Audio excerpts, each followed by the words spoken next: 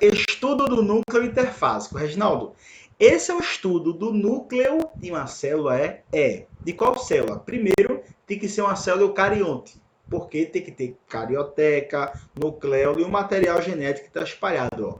Carioteca, nucleolo e o material genético que está espalhado. Mas o núcleo de uma célula eucarionte pode ser encontrado em duas etapas. Você encontra ele na intérfase ou na divisão celular.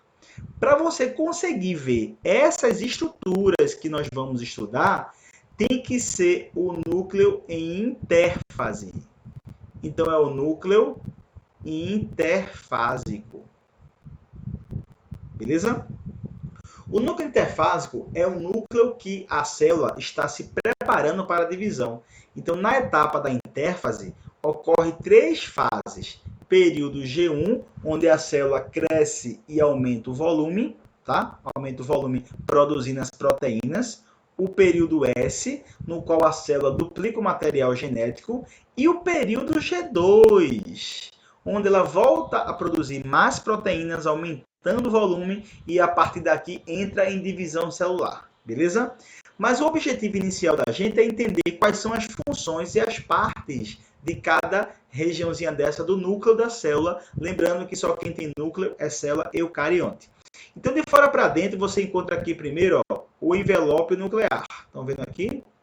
Esse envelope nuclear, ele também é chamado de carioteca. Então, a carioteca não é uma membrana, certo? Que envolve o núcleo. A carioteca são bolsas, vesículas achatadas. São 2 membranas que formam vesículas que envolvem o material genético, tá? A carioteca, ela é originada do retículo endoplasmático rugoso. Exatamente. Ela é originada do retículo endoplasmático rugoso. Qual é a função básica da carioteca? Se a gente analisar quimicamente, o interior do núcleo é diferente do citoplasma. Tá vendo aí? Há uma diferença nos aspectos químicos e, inclusive, tudo aqui, basicamente, as funções são diferentes do citoplasma. Isso se dá devido a essa capacidade que a carioteca tem de envolver o núcleo, tá? Causando uma individualidade. E também, olha, tá vendo esses buraquinhos aqui? Na verdade, os buraquinhos são poros, que nós chamamos poros nucleares ou poros de Anuli. Esses poros, eles permitem a entrada e também a saída de substâncias muito grandes. Vou dar um exemplo. Aqui no núcleo ocorre a produção de ribossomos. O nucleolo ele é formado por RNA ribossômico mais proteínas. Reginaldo, onde é produzido o RNA ribossômico? No próprio nucleolo. Então, por isso que tem aqui, o DNA não é dele. O DNA é de cromossomos que passam aqui dentro, e eles são transcritos em moléculas de RNA. Aí essas moléculas de RNA ribossômico vai se juntar com proteínas. E você sabe que as proteínas são produzidas aonde? Fora do núcleo, não é isso? No retículo endoplasmático. Então, na verdade, as proteínas que vêm para o núcleo, elas são sintetizadas pelos poliribossomos livres. Então, tem que entrar proteína. Então, por exemplo, podem entrar proteínas. Mas também sai daqui, subunidades ribossômicas. Sai RNA mensageiro, que vai levar informação para cá. Então, é um fluxo. Está assim, RNA mensageiro. Então, é um fluxo de coisas muito grandes que são controladas pelos poros de Anuli. Então, você já sabe que o nucleolo atua na produção de ribossomos, local da produção dos ribossomos de uma célula, ribossomos. Você já sabe que o envelope nuclear, também chamado carioteca, ele é uma estrutura que controla o fluxo de substâncias e dá individualidade ao núcleo. E você precisa conhecer isso, o material genético ou cromatina, que é o que a gente vai conhecer agora. Então, observe aqui a molécula de DNA, certo? Este é o DNA. O DNA se associa a proteínas, tá vendo? Proteínas básicas. Essas proteínas básicas são chamadas de histonas. E essa associação forma o que nós chamamos de cromatina. Reginaldo, peraí. Então, o que é a cromatina, o material genético? Há muitos anos atrás, estudaram o núcleo de uma célula e perceberam que existia filamentos que se coravam dentro do núcleo. Tenos quer dizer filamento, filamento corável. E ele chamou isso aí de cromatina. Hoje a gente sabe que o cara que se coloria no núcleo é o próprio DNA associado a proteínas. E essas proteínas, como já está o nome aqui, ó, são as proteínas histonas, que existem vários tipos. Essas histonas, elas se agrupam de 8 em 8. Então, se eu pegasse um negocinho desse aqui, ó, e fosse fazer ele ampliado, você ia ver aqui o DNA, dá uma volta e meia, eu vou colocar duas porque eu não consigo fazer, tá? O DNA, aí vou mudar aqui a cor para colocar dentro as proteínas, ó. Uma histona, atrás tem outra, faz de conta que aqui tem duas. Outra histona, atrás tem outra. Tem outra, tem outra. Então aqui tem quantas histonas? 8. 1, 2, 3, 4, 5, 6, 7 e 8. Aí a galera chama isso de octâmero. É o octâmero de histonas. É isso aqui. Fora fica uma outra histona que serve como se fosse uma presilha. Quando você vai enrolar a mulher, amarra o cabelo, né? Quem tem cabelo grande, na verdade, né? A gente fala mulher porque é um hábito de usar aquelas presilhas, né? Eu não sei o nome, piranha, sei lá. Tem um negócio que a pessoa usa. É aquela presilha de cabelo, é como se fosse isso. Se soltar essa proteína, esse bolinho se solta. E aí ele descondensa. Se eu botar essa presilha, ele começa a se enrolar, vai se condensando, aí chega nessa fase chamada de solenoide, que é isso aqui, e depois da origem é o cromossomo, bem condensado. E agora você visualiza aqui um cromossomo.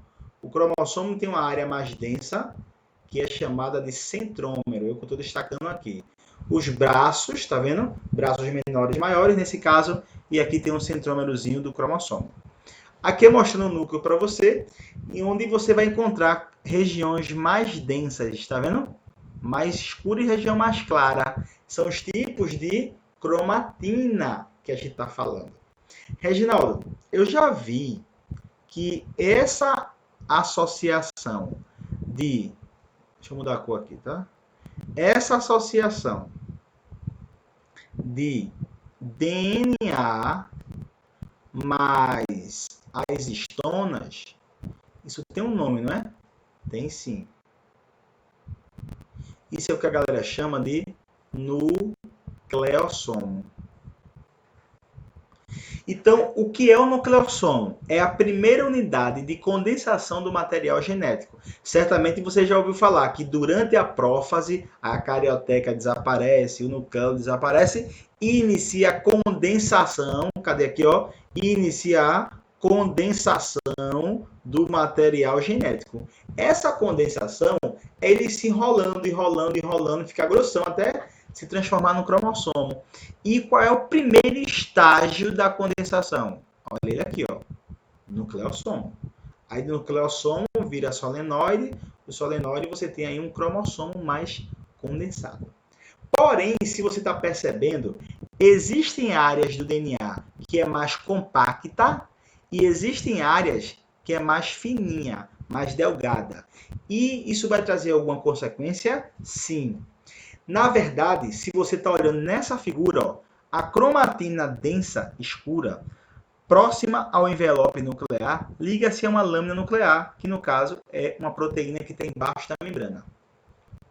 A cromatina difusa, clara, está no nucleoplasma, que é o líquido que preenche o núcleo. E o porquê existe esses dois tipos de cromatina? Porque, na verdade, a cromatina ela pode estar bastante condensada ou pode estar descondensada. E aí tem uma classificação para esses dois tipos de cromatina. Você tem a aquela lá de cima, ó, cromatina, quando ela está descondensada, tá? Então a eucromatina geralmente ela está descondensada e tem a heterocromatina. E aí eu preciso fazer algumas considerações aqui para vocês, beleza? Primeira coisa, lembra que a eucromatina, quer dizer verdadeiro, é uma cromatina mais ativa, mais ativada, mais funcional, vamos dizer assim. E aí eu queria que você lembrasse que, na verdade, existem dois tipos de genes, tá? Genes ativos são os exons ou cistrons. Genes inativos são os introns. Alguém pediu para entrar, gente. Deixa eu compartilhar aqui. Manter.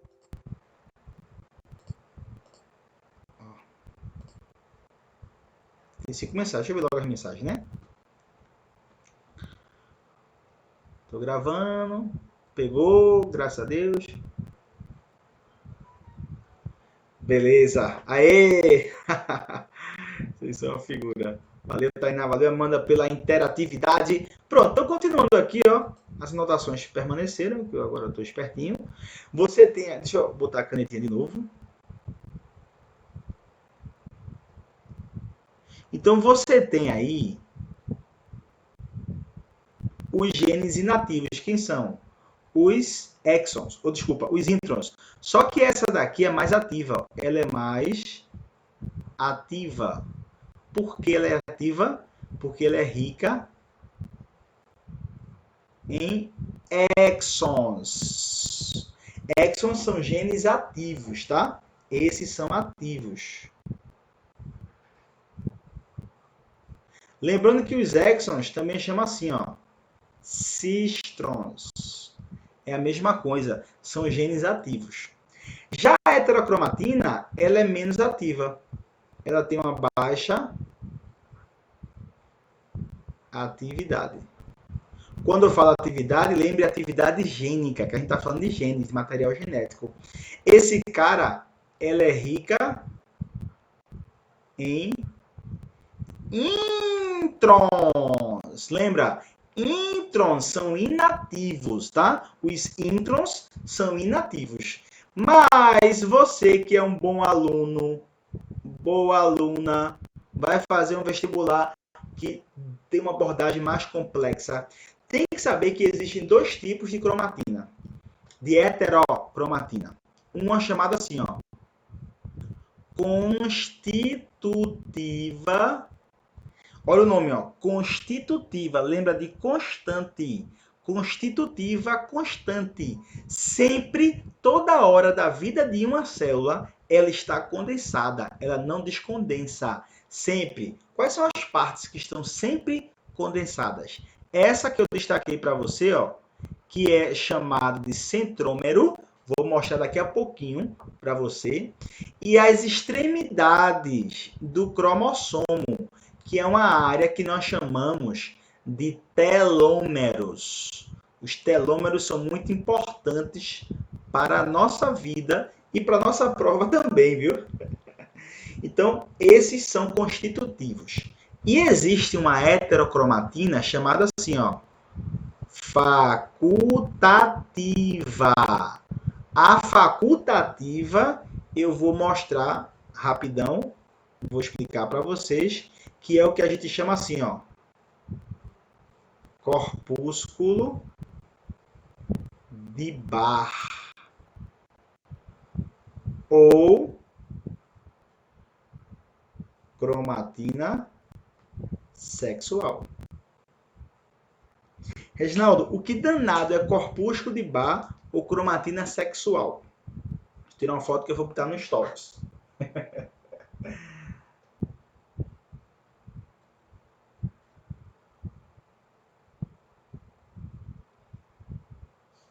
Ó, aqui você tem basicamente um mecanismo de compensação de dose gênica. E aí eu preciso conversar com vocês a seguinte ideia. Veja só, aqui está um cromossomo, tá vendo? Todo cromossomo, ele tem um... Desculpa, todo não. Grande parte dos cromossomos são centroméricos, ou seja, tem um centrômero. Qualquer um. E quais são os cromossomos que existem? Aí tu tem que lembrar que existe o cariótipo de um ser vivo. O cariótipo, minha gente, ele pode ser um cariótipo masculino na nossa espécie, tá? Nós temos 44 cromossomos autossômicos, eu vou botar assim A, mais um par de cromossomo sexual. A fêmea tem XX e o macho tem XY. Qual é o detalhe? É que o cromossomo X, isso aqui não é o cromossomo X não, tá, gente? É só um cromossomo duplicado. Ele é muito maior do que o cromossomo Y. Então pense comigo, se o X é muito maior do que o Y e aqui tem 2, supostamente as meninas teriam mais genes do que os meninos, concordam? Mas só que é da mesma espécie. Então, ao longo da evolução, um dos cromossomos X, um dos dois, da fêmea, ele começa a se enrolar, a se condensar, formando a heterocromatina facultativa, que a gente chamou de corpúsculo de Barr. Então, quando você vê uma coisinha toda enroladinha assim, ó, é o corpúsculo de Barr. Beleza? Ou cromatina sexual. Para que isso, Reginaldo? Para equilibrar a dose gênica entre o macho e a fêmea. É o que nós chamamos de hipótese de Lyon. É o cara que estudou esse processo. Tranquilo? Então há uma diferença de carga genética, porém um dos cromossomos, isso acontece de forma aleatória, ele se enrola todinho, se condensa, tendo aí, formando o corpúsculo de Barr, que é um tipo de heterocromatina, olha aqui, ó, facultativa. Por que facultativa? Porque faculta. Ora está condensada na forma de corpúsculo de Barr ou cromatina sexual, ora está descondensada quando, por exemplo, ela fizer uma meiose e um cromossomo desse for para um gameta. Aí ele se descondensa. Aqui é para a gente conhecer a estrutura. Ó. Centrômero, que eu já mostrei para vocês, está vendo aí? O centrômero. Aqui tem quantos cromossomos? Observe isso, viu? 1. Aqui tem quantos cromossomos? Também tem 1. Isso é muito comum as pessoas errarem. Por quê, Reginaldo? Veja, se você tem um cromossomo e agora você tem um mesmo centrômero, mas esse centrômero tem duas partes, ó, duas bandinhas. Cada bandinha dessa, se eu dividir aqui no meio, ó, você vai chamar de cromátide. Então aqui existem duas cromátides unidas pelo mesmo centrômero. O nome delas, cromátides irmãs. Então tá aqui, ó, em alguns momentos um cromossomo tem uma única cromátide. Aí quando ele passa por uma etapa da divisão celular chamada fase S, na verdade, uma etapa da intérfase, ele duplica o DNA. Lembra da duplicação do DNA? Pronto, aqui ó, uma fita, outra fita, idêntica, é um clone, uma cópia. Então aqui eu só tenho um cromossomo. Ampliamos aqui ó, a região do centrômero. Ó. O centrômero é uma região de constricção do cromossomo, onde o cinetócoro se forma e os microtúbulos do fuso se ligam. Como assim? Tá vendo essa coisa verdinha aqui ao redor? Eu vou delimitar ela. Isso aqui é uma proteína que serve para o citoesqueleto, que a gente já estudou, se ligar a ele para fazer a anáfase, que é separar, nesse caso, as cromátides irmãs. Tudo bem? Só que eu preciso acrescentar algumas coisas aqui para vocês. Olha essa extremidade. Reginaldo, como é o nome disso aqui? Já tem aqui embaixo, tá? Telômeros. Mas eu vou botar aqui. Qual é a função de um telômero? Veja, primeiro. Eita, eu vou mudar a cor e...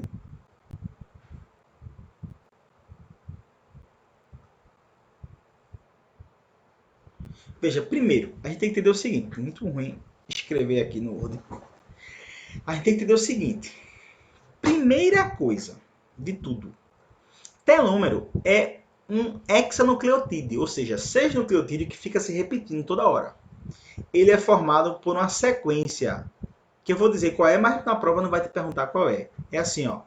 TTA, timina, timina, adenina, GGG, que se repete milhares de vezes.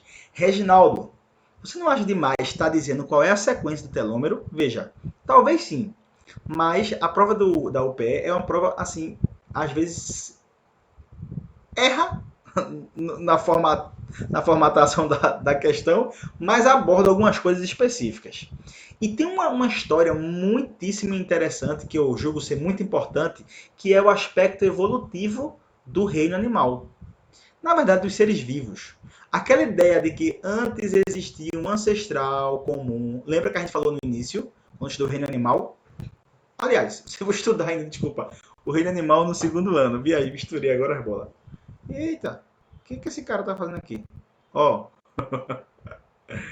veja só, o ancestral dos animais são protozoários, viu? Vou dizer para vocês, ó, protozoários, coanoflagelados. Aí esses caras deram origem a X. Quem é X? Os primeiros animais, que são os primeiros metazoários. Aí desses animais surgiram os poríferos, quinidários, platelminto, nematelminto, vou botar inicial, quinidário, platelminto, nematelminto, moluscos, anelídeos, artrópodes, equinodermos e os cordados, né? Dentro dos cordados tem peixe, anfíbio, réptil e ave mamífero. Se você pegar um elefante e fizer um estudo do telômero do elefante, qual é a sequência que tem lá? TTA-GGG. Se pegar o seu, TTA-GGG.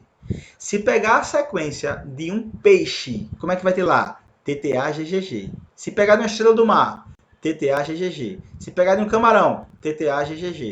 Se pegar, eu vou agora para o animal mais basal, tá? Porífero, esponja do mar. Como é lá, Reginaldo? TTA-GGG. Então, isso daqui é uma prova evolutiva de que todos os animais vieram de um ancestral, certo? E se você chegar aqui nos protozoários, só muda a última base nitrogenada.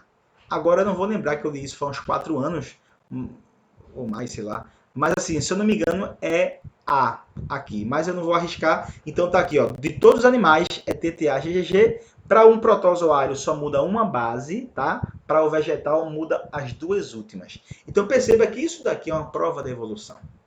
Segundo ponto importante é que se a gente arrancar o telômero, os cromossomos colam um no outro. Em outras palavras, ele é importante para dar estabilidade aos cromossomos, ao seu material genético.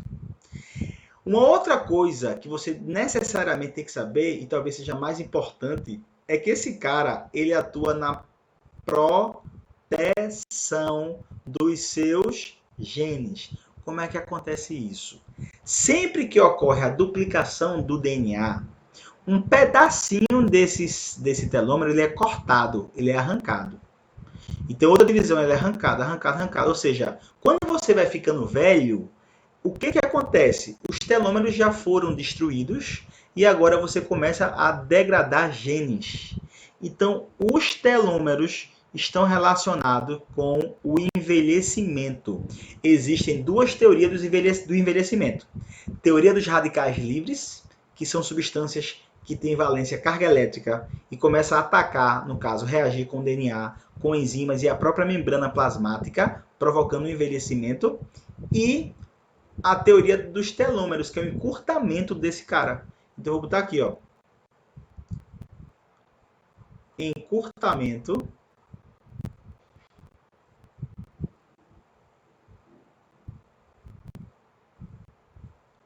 está ligado à velhice.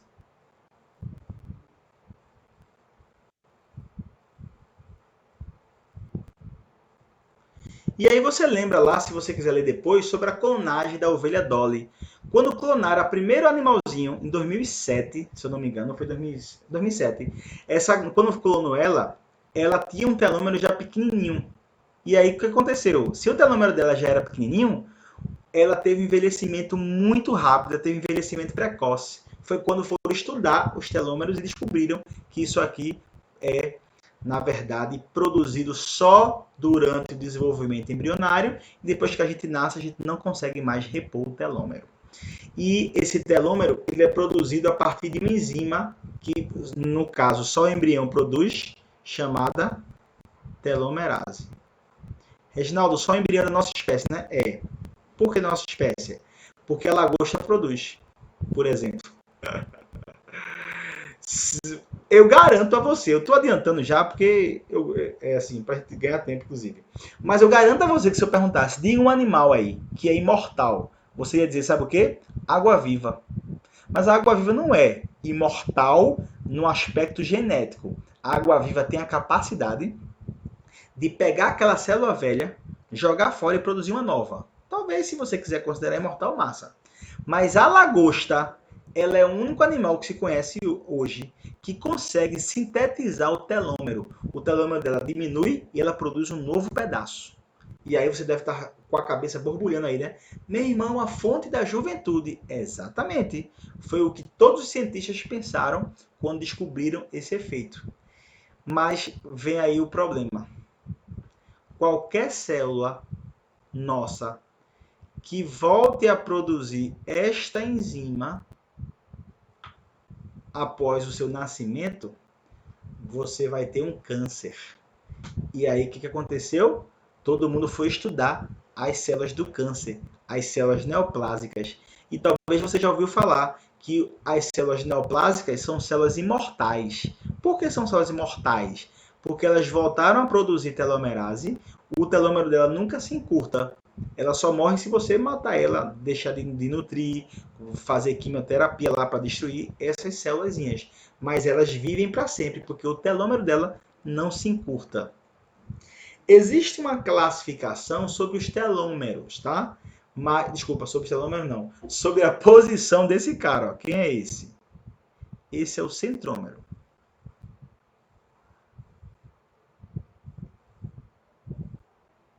Então, ó, centrômero na região do meio, dividido em duas partes iguais, chama de metacêntrico. Isso não é muito comum cair em vestibulares, mas já caiu no SSA. Botou a imagem e perguntou, que cromossomo é esse? Reginaldo, pode cair uma questão assim, contextualizada? Não, porque não tem uma... não descobriram ainda uma...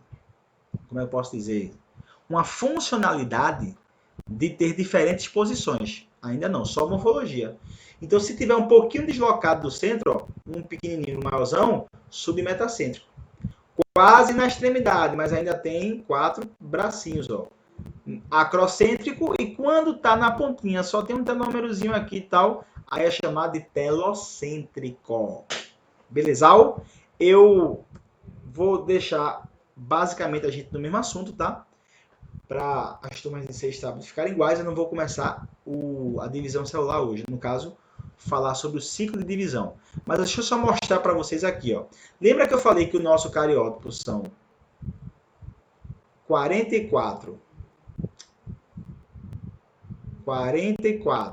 autossômico mais 2 sexuais, XX ou XY.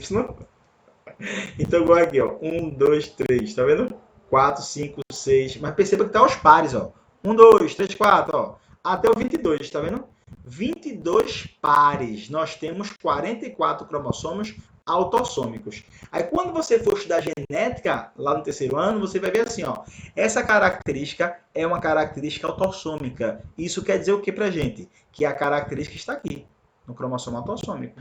Quando fala para você sobre os cromossomos sexuais, olha aqui, ó. São esses dois. Tá vendo que o cromossomo X é muito maior que o Y? Esse é o X, esse é o Y, ela tá dizendo aqui. Então tu sabe que esse cara é o quê? Um menino. Se fosse 2 cromossomos X, isso seria uma menina. Olha para você observar aqui, ó. Cadê a gente? Humano. 46 cromossomos, tá vendo aí? No caso dos eucariontes, cada espécie tem um número, tá vendo? Porém, ocorrem algumas variações